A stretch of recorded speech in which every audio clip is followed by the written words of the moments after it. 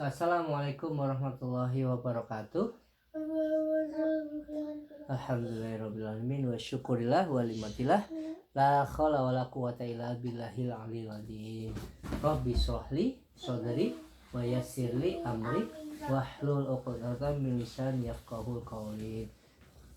Kamu pupuk bismikallahumma ayana bismika alhamdulillahirabbil Alhamdulillahirabbil Hari ini ayah akan bercerita tentang bagaimana 10 sahabat Rasul Nabi yang dijamin masuk surga. Siapa yang ayah bahas? Utsman bin Affan. Kenapa Utsman bin Affan dijamin masuk surga? Karena Utsman bin Affan itu adalah terkenal dengan sahabat Rasul yang sangat pemalu, dan Utsman bin Affan dijuluki Dzun Nurain, pemilik dua cahaya. Kenapa? Karena Utsman bin Affan menikahi dua putri Rasulullah yang bernama Babilah, Ruqayyah dan Ummi Kulsum. Alhamdulillah. Kemarin kita udah membahas bagaimana Utsman bin Affan membeli sumur rumah untuk kaum muslimin, mendanai pasukan usroh dan zuhud serta tawadu. Lalu kerinduan Utsman bertemu dengan Allah, amanah sebagai khalifah dan amanah sebagai khalifah, dan di Utsman juga terkenal armada laut pertama. Jadi Utsman ada ditunjuk, dan terjadilah saat-saat di mana Utsman difitnah oleh yang namanya siapa Mbak Bila? Abdullah bin Ubay. Kalau Abdullah bin Ubay itu yang hidup di masa Nabi Muhammad SAW. Tapi kalau Utsman ini dia difitnah dengan namanya Abdullah bin Sabah. Jadi Abdullah bin Sabah itu memfitnah sang khalifah Utsman bin Affan.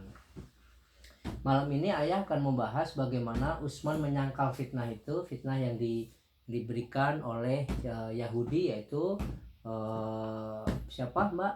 Abdullah bin Sabah, ya, yang memfitnah Utsman bin Affan adalah Abdullah bin Sabah. Khalifah Utsman membela diri dengan mengirim surat ke seluruh wilayah Islam. Para sahabat pun meminta dia bertindak tegas memerangi Ibnu Sabah dan pengikutnya. Namun sang khalifah yang berhati lembut tidak ingin terjadi perang saudara. Dia memilih memanggil dan berdialog dengan kelompok pemberontak. Karena pandai bersilat lidah, mereka pun merasa aman, bahkan merasa hampir menang. Ali bin Abi Thalib didatangi dan diajak melawan Utsman. Dia menolaknya, tetapi mereka tidak mau menyerah. Desakan semakin kuat, maka dia memilih keluar dari Madinah, berharap fitnah mereda dengan kepergiannya. Semakin banyak orang yang terprovokasi hingga kelompok munafik itu mendesak Utsman agar mundur dari jabatannya. Berbagai ancaman dilontarkan, bahkan Utsman dilempari saat berada di atas mimbar masjid hingga pingsan. Para sahabat geram dan ingin membalas, tapi Utsman melarangnya. Utsman tidak mau mundur dari jabatannya. Dia mengingat pesan Nabi SAW. Hai Utsman, barangkali Allah memilihmu menjadi pemimpin. Jika kaum munafik meminta melepas amanah ini, janganlah kamu tunduk. Itu mengapa Utsman bin Affan dia sangat mempertahankan ini jabatannya. Dan sampai satu saat Utsman ini berpulang ke hadirat Allah.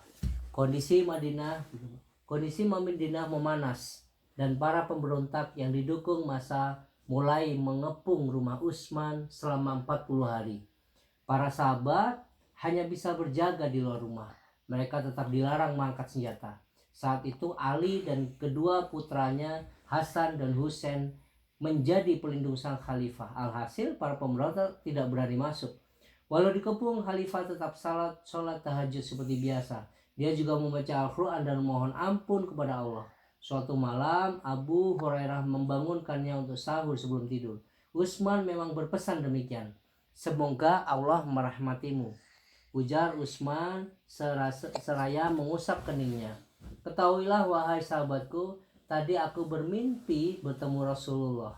Beliau berjanji akan berbuka puasa bersamaku. Lanjutnya sambil tersenyum bahagia. Mimpi itu menjadi kenyataan esok harinya. Beberapa pemberontak memanjat sisi tembok rumah Utsman dan masuk. Mereka merenggut paksa jiwa sang khalifah. Sebelum maghrib, Utsman kembali ke Raub yang dirindukannya, menyusul sang nabi dan dua sahabat tercinta Abu Bakar dan Umar. Semoga Allah merahmati Utsman bin Affan, sahabat yang para malaikat saja malu kepadanya. Amin ya rabbal alamin. Alhamdulillahirabbil alamin. Kita akan membahas bagaimana Utsman ini, keutamaan Utsman bin Affan ya. Utsman bin Affan radhiyallahu anhu. Beliau berhijrah meninggalkan tanah air 2 kali demi menjaga agamanya. Kedermawanan beliau tak perlu disangsikan. Bahkan dipuji oleh Rasulullah Shallallahu alaihi wasallam. Meski tidak ikut perang Badar, beliau diberi jatah rampasan karena uzur syar'i. Terpilihnya beliau menjadi khalifah disertai keridhaan Ali bin Abi Thalib, penggagas Mushaf Utsmani yang kini menjadi rujukan kaum muslimin. Kecintaan kepada Al-Quran dibuktikannya hingga akhir hayat saat ajal tiba. Wahai Aisyah, tidakkah aku patut malu kepada seseorang, maksudnya Utsman bin Affan, yang para malaikat saja malu padanya. Nabi Muhammad SAW.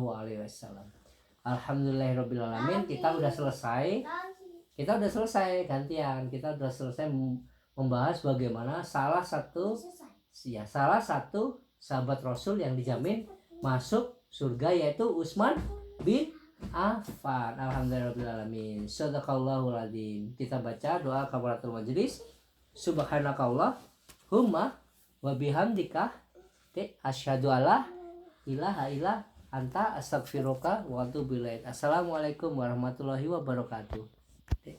Waalaikumsalam warahmatullahi wabarakatuh.